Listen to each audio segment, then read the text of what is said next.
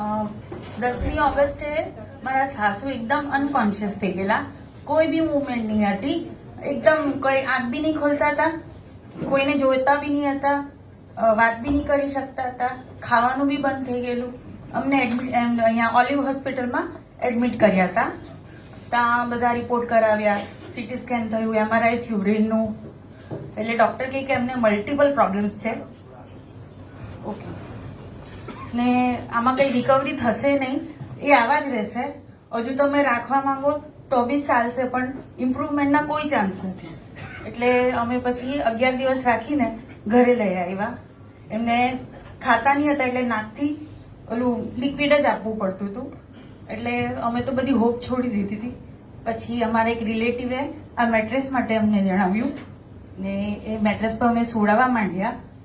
અઠવાડિયા પછી એમણે આંખ ખોલી અમારી સાથે વાત કરતા થઈ ગયા. 10મા દિવસથી એમણે મોઢાથી ખાવાનું શરૂ કર્યું. હવે થોડું બેસતા બી થયા છે, હાથ પગ બી હલાવે છે.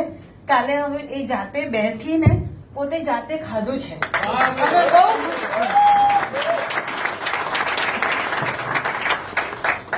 ને મને એવું લાગે છે કે દિવાળી સુધીમાં કદાચ એ ચાલતા બી થઈ જશે.